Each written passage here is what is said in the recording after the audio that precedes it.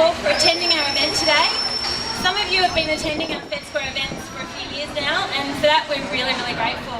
For those of you who are here for the first time, we'd like to welcome you to our event today. My name's Lea England, and I'm a newly minted volunteer for the Lyme Disease Association of Australia. It has been a huge year for the LDAA with the Senate inquiry into Lyme-like disease and the public hearings in Perth, Brisbane and Canberra. I guess they weren't game enough to come to Melbourne. Too many feisty Limeys down here, and you're all here today, so thank you for that. On May the 4th, the Senate committee released an interim report recommending the inquiry continue under the new government to be elected in July. This is really important as there are a lot more for the Senate committee to investigate. Also, there is a lot we, the Limeys, can do to make sure that happens. Please think about approaching your local candidates to talk to them about your journey with Lyme and to encourage them to stand up and be counted for Lyme-like illness. While it is difficult to believe our health system could fail us so dismally, your stories and mine are the reality. Good politicians are moved to take action when they hear our stories. Take Senator Madigan, for example. He has been exceptional in his support for us. Thank you so much.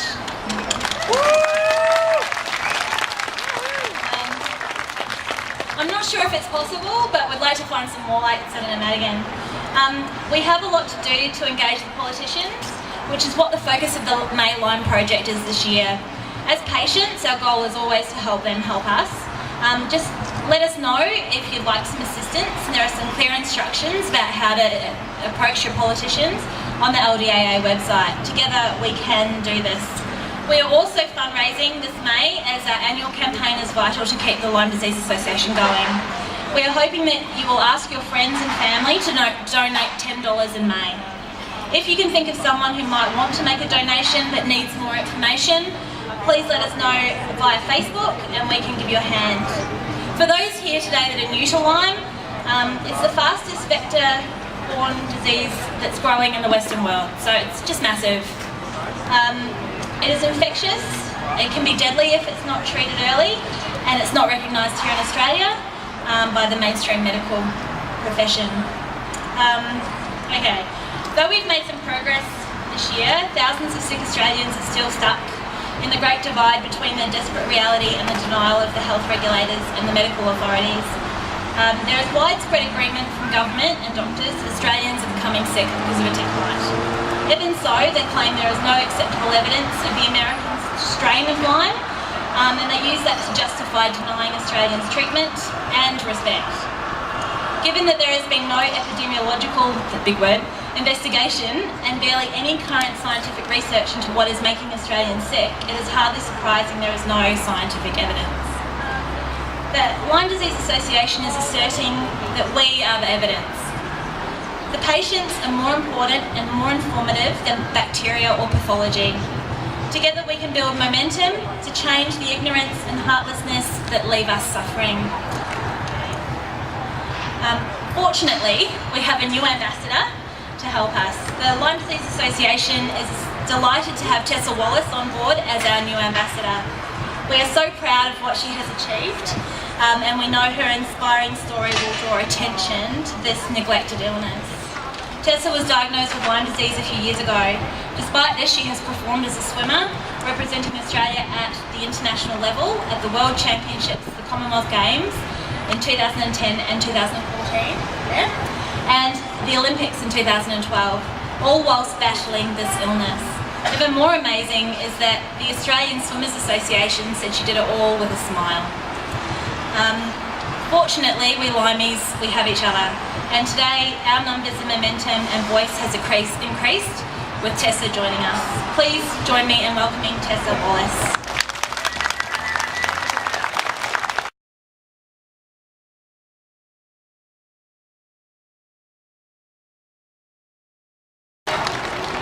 Firstly, I'd just like to thank everyone for coming. I am absolutely honoured to be named the new ambassador for the Lyme Disease Association of Australia. It's a privilege.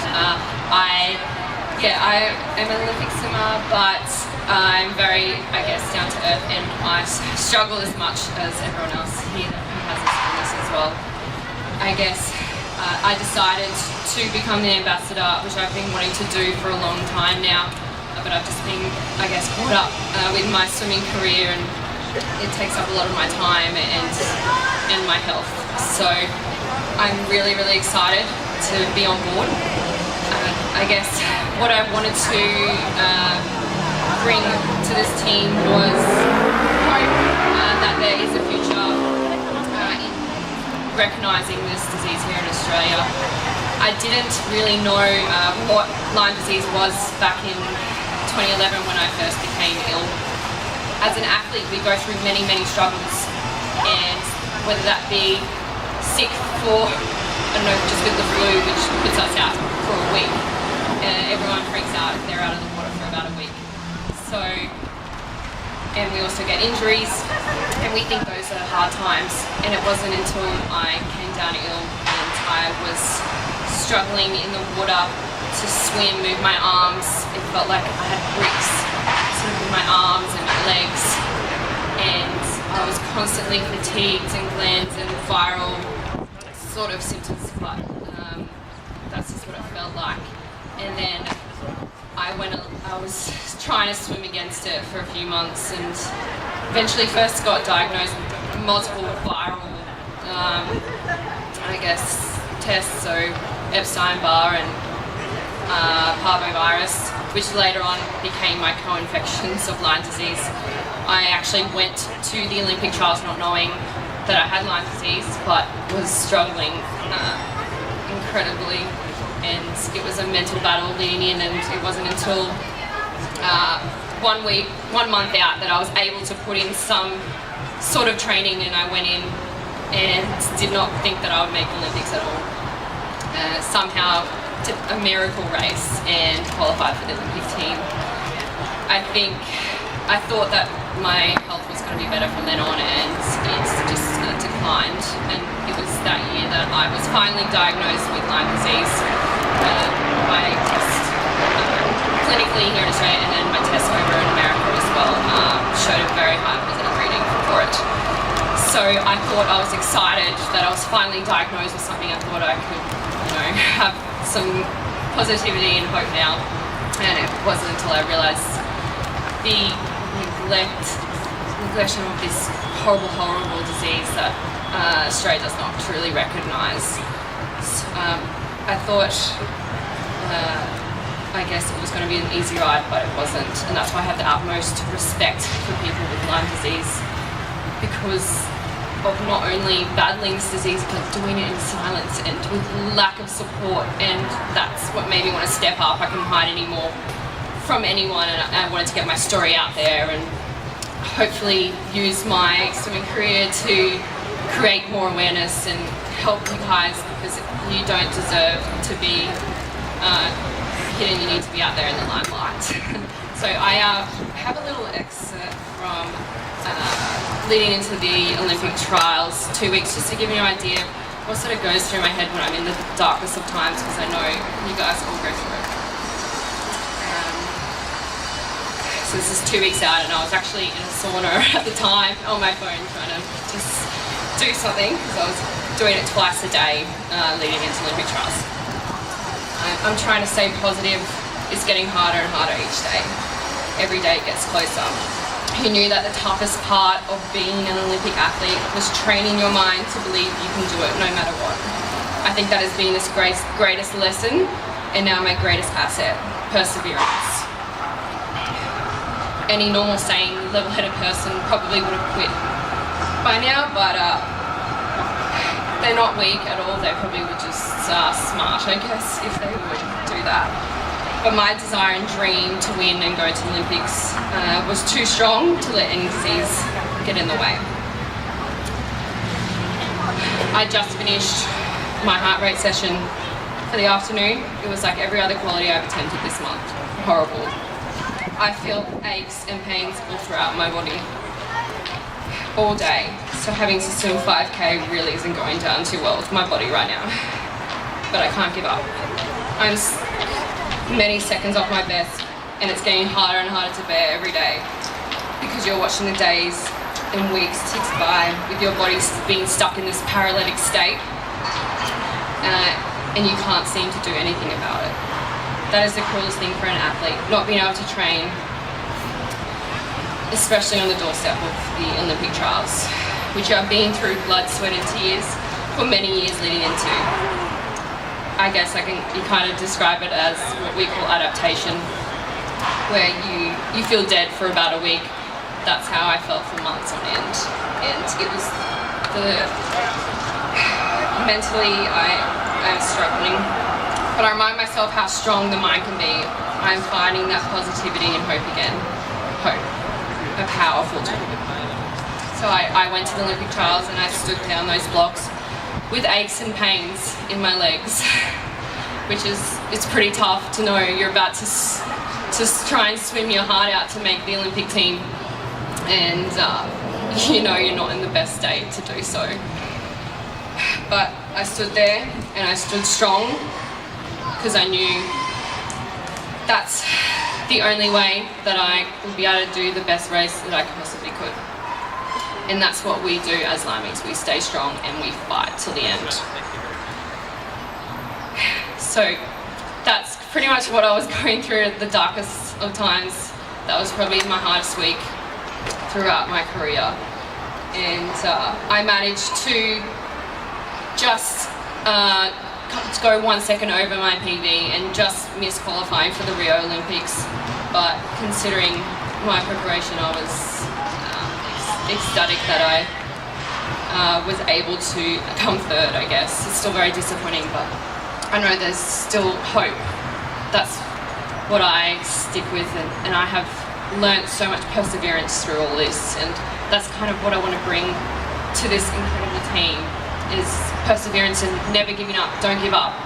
You know, we can band together as a community, and hopefully I can help out with that and bring more awareness and, you know, bring everyone together to talk about it. Talk about it with everyone, people you know, and I guess all the electorates. Make everyone aware, because this illness does not deserve to go unrecognised. And hopefully, yeah, that's what I can help out with, and I'm so excited to be here today, and thank you all for coming.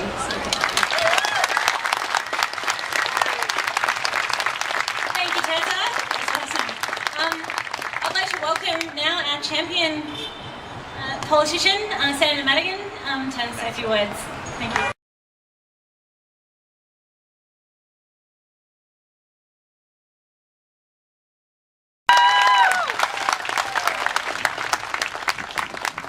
Thanks very much, Lea, and what an inspirational speak from Tessa Wallace here today, who's pushed through enormous adversity and shown enormous strength and perseverance. And you're all endowed with that, every person here. And, you know, one of the most confronting things about this insidious illness is that it doesn't discriminate. You know, you look around here today and it doesn't discriminate between age or gender or where we live or what our background is. Everybody, every Australian can be afflicted by this disease. And I can remember back, the first time I heard about tick bites was about 23 years ago when I was honeymooning with my wife, who's here today, up at Palm Beach on the northern beaches of Sydney. And I can remember my cousin's wife saying to me, whatever you do, don't walk out on the back lawn without your shoes on, and make sure that you do not get a tick on you. But at that time, I didn't know anything about Lyme disease, but it sort of went into the back of my mind. And then last year when I was visited by the Lyme Disease Association in Canberra and my officers, it all came flooding back. And I can remember that, you know, my cousins would take their dogs to the vet to get a tick removed. But if a human gets a tick bite, well, you know, you go to buggery, who gives a continental? Now, so we treat dogs better than we treat people. It's an incredible situation. The Senate inquiry, as you'll all know, We've had 3 hearings. We've had one in Canberra, followed by also the one in Perth, and also the one in Brisbane. And the heartbreaking stories that people have shared about this insidious disease and the different ways it affects them, you know, neurologically, physically. The round table that I held in Melbourne, and I'm really pleased to see Alex Patson here today in a far better state than when I first met her up at the Commonwealth Parliamentary Offices up the road here behind the old Treasury building. So there is hope, and I encourage each and every one of you not to give up. There are some positive things that have come in the past 10 months, and that there is a heightened awareness amongst the general public about tick bites. Mentioning of Lyme disease, Lyme-like illness, more and more people are speaking about it. It was very heartening during the week when I was in southwestern Victoria with our country cousins, the dairy farmers, who are suffering. But speaking to the wives of the dairy farmers, they are aware of, and said to me, look, you know, we've got problems. A lady said to me only this morning on the phone, and she said, thank God I'm not suffering from Lyme disease or a Lyme-like illness. So, in spite of the fact that they're facing enormous challenges, as I'm sure you would all recognise, their lives are being ripped out from under them, they have empathy with you. And I'm sure you have empathy with what they're going through. So, you know, we've got to focus on what unites us and not what divides us. We have to focus on some of the testimony that was given at the Lyme disease inquiry. And one thing that springs to mind is Professor Peter Collignon, who, you know, I'm sure plenty of us here would be sometimes disappointed in what Professor Collignon says, but one good thing that I heard in it, we're going to focus on the positives and not the negatives, is that he said it is far better that you don't get bitten by a tick, you don't get bitten by a mosquito. So that's you know, a little bit of light that they're admitting that it is better not to be bitten by a tick.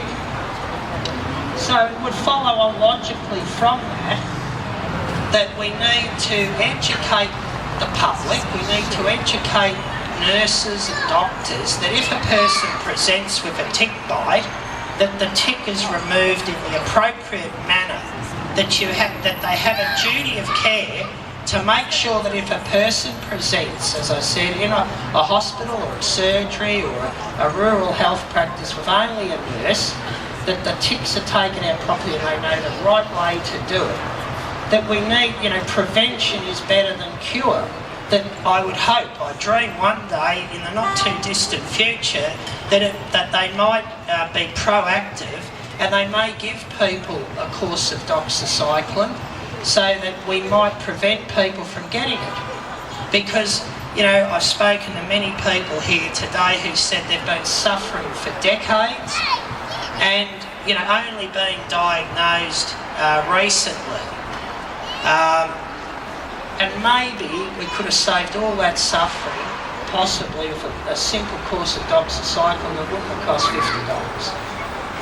You know, when we've got a governments of all persuasions who are obsessed with talking about money, but what point is there to money and what point is there to economy if we haven't got people? If people are the pinnacle of our society. Each and every life is precious. And for the young people who are here today, who can't express themselves, who are suffering, who can't articulate what it is and how they feel, this is just an absolute travesty. That children are the future. Wherever Australia's going to be in 10, 20, 30, 40, 50, 100 years from now, will depend on our young people. It will depend on people like Tessa, it will depend on people like Alex, it will depend on the toddlers that are here today.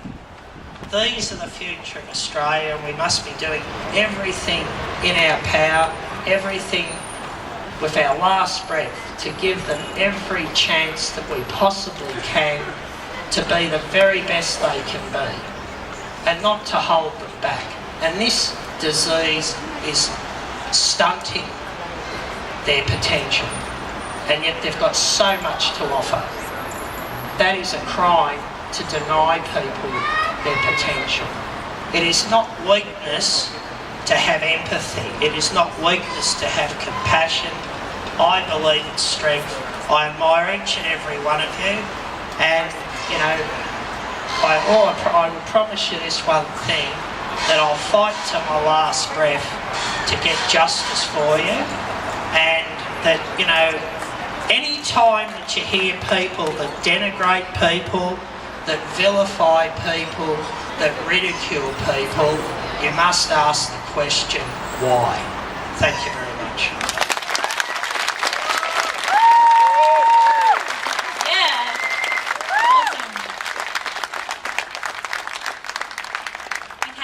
Senator Madigan, we, the Lyme community, here in Victoria are really proud of you and your achievements. Thank you. It is with great love that we offer you this special and symbolic gift. This tree we would like you to plant in your garden. It is a finger lime. We hope that when you witness it grow, it will represent the growing relationship that you have with the Lyme community. This particular lime is an Australian native. We chose it because it symbolises the native disease we believe that we're being infected with. So thank you so much for your efforts. Thank you for coming today. And on behalf of the Lyme sufferers in Victoria and in Australia, we say thank you.